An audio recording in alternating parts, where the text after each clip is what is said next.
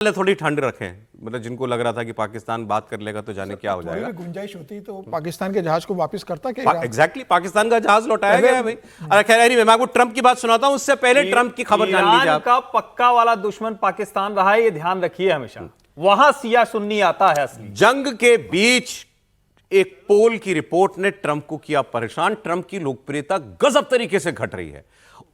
America के पोल में यह बात सामने आई कि 36% अमेरिकी ही उनके काम से संतुष्ट हैं, या अभी तक की उनकी लोएस्ट अप्रूवल रेटिंग है।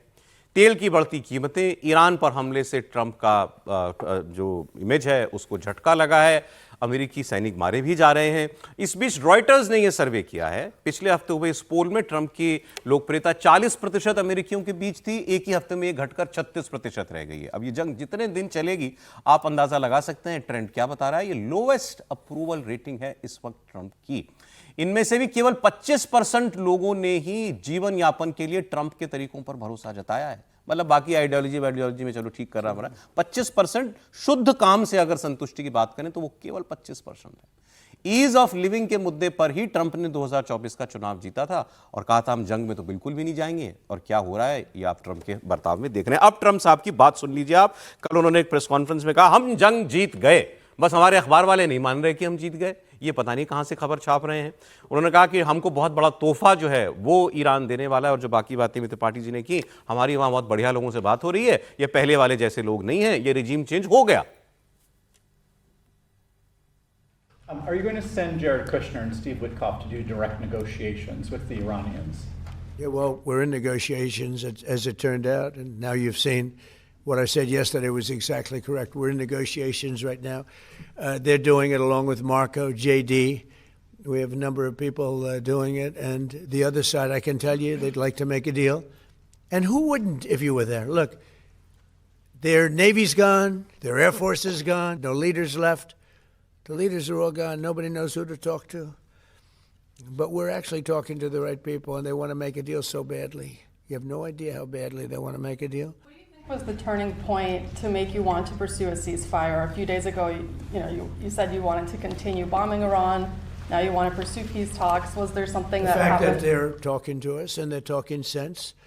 And remember, it all starts with they cannot have a nuclear weapon. I don't want to say in advance, but they've agreed they will never have a nuclear weapon. They've agreed to that. You're talking about to end it?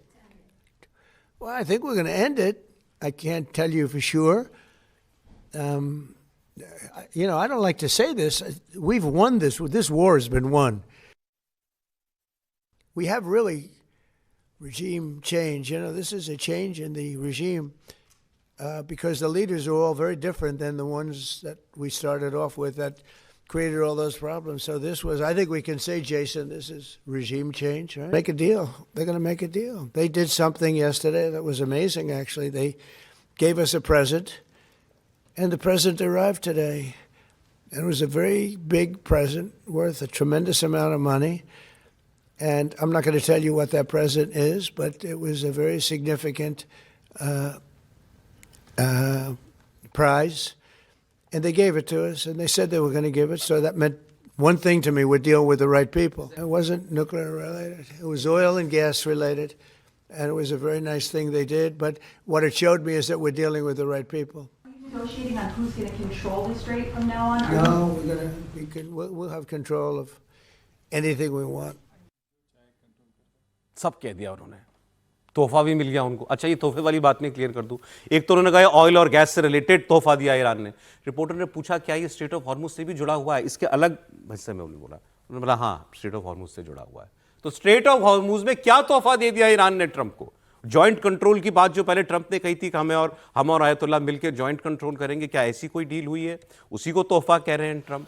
कह रहे हैं हमारी अच्छे लोगों से बात हो रही है। बात हो किससे रही है वो ये नहीं बता रहे। किन लोगों से बात हो रही है वो ये नहीं बता रहे। पहले उन्होंने कहा था मैं नाम नहीं बताऊंगा, नहीं तो वो लोग मारे जाएंगे।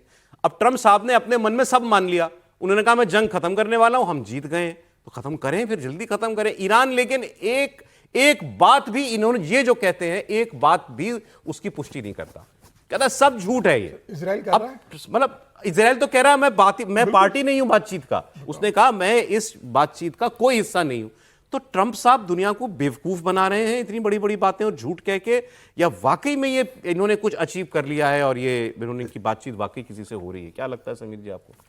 नहीं, मुझे लगता है कुछ बातचीत जरूर हो रही होगी, लेकिन 20% की बातचीत को ये 80% की बातचीत बता रहे होंगे। बैकडोर पे बातचीत जरूर हो रही होगी। जिस तरीके से ईरान लगभग खत्म हो गया है, तो मुझे लगता है कोई बातचीत हो रही होगी। और किन लोगों से बातचीत हो रही, क्या वो ईरान के लोग हैं, क्या ईरान ने किसी देश के राष्ट्राध्यक्ष से बात की है, वो ट्रंप से बात कर रहे हैं,